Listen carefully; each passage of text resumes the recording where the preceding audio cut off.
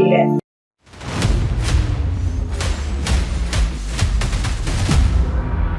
छत्तीसगढ़ के गोठबात।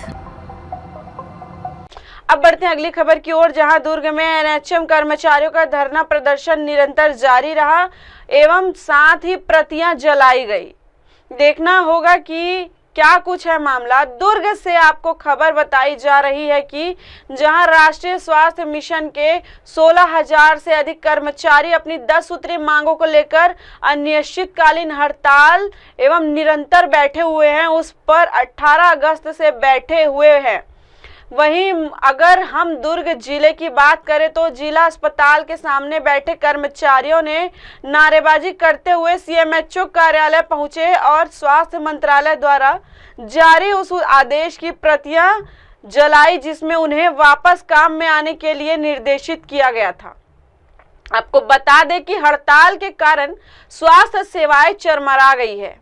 वहीं सीएमएचओ डॉक्टर दानी का कहना है कि मरीजों को किसी भी प्रकार की परेशानी नहीं हो रही है क्योंकि स्टाफ, नर्स और बाकी कर्मचारी नियमित कर्मचारी हैं और एनएचएम के कर्मचारी संविदा में हैं और वहीं अपनी मांगों को लेकर हड़ताल में बैठे हैं।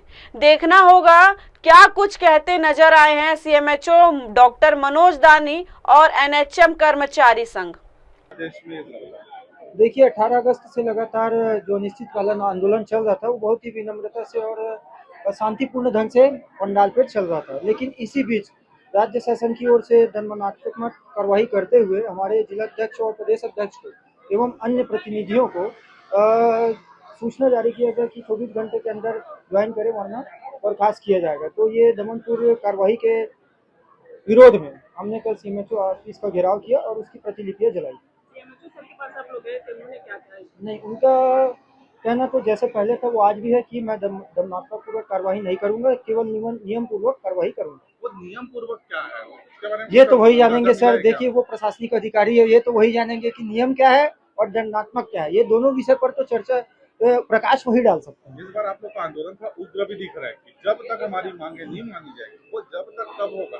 देखिए ये सोचना सरकार का काम है कि जब तक या तब तक कब तक हो, ये तो उनके ऊपर है कि कब तक किया जाए कब तक नहीं किया जाए।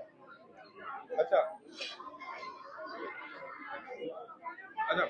सीएमओ साहब से तो कल हमने बाइट की, उसमें उनका कहना था कि आप लोग जो है संवाद की स्थिति सही नहीं कर रही है, उस वजह से शायद आप लोगों की मांगे पूरा नहीं हो रही। देखिए संवाद की स्थिति बन रही है नहीं बन रही है वो तो हमारे संघ के लोग जानेंगे ना। जो संघ नहीं है ये तो खैर वो तो हमारे आदरणीय है, बड़े हैं, उनका कहना जायज है, उनका बिल्कुल स्वागत है। लेकिन आपको बताना चाहूंगा कि समाज की स्थिति लगातार बनी हुई है, चाहे प्रदेश स्तर पर हो चाहे जिले स्तर पर लगातार संवाद बना हुआ है और समाज ही है जिसके माध्यम से उन्होंने मौखिक रूप से यह कहा कि 5 मांगे बना दी गई है लेकिन लिखित में नहीं आए और इसी तारतम्य में लगातार हड़ताल जारी है। 18 अगस्त से जो एनएचएम के कर्मचारी हड़ताल पे थे और विभिन्न मांगों के तारतम्य में जो उनकी राज्य स्तर पर बैठक हुई थी और बैठक में कुछ मांगों पे निर्णय हुआ, निराकरण हुआ और उसके संदर्भ में अधिसूचना जारी हो गई है। कुछ मांगे लंबित हैं और लंबित मांगों के संदर्भ में इनकी हड़ताल अनवरत जारी है। विगत दिनों सचिव स्तर पे इनके हड़ताल के जारी रहने पे नोटिस दिए जाने का एक पत्र प्राप्त हुआ था और उस पत्र के संदर्भ में सभी एनएचएम कर्मचारियों को नोटिस जारी किया गया। उसी नोटिस के विरोध में ये आज यहाँ पे अपना पक्ष रखने आए और अपना पक्ष रखा कि कोई भी आंदोलन में दमनकारी कार्रवाई नहीं होनी चाहिए। मैंने उनसे कहा कि दमनकारी कार्रवाई नहीं होगी लेकिन नियमानुसार कार्रवाई जरूर की जाएगी।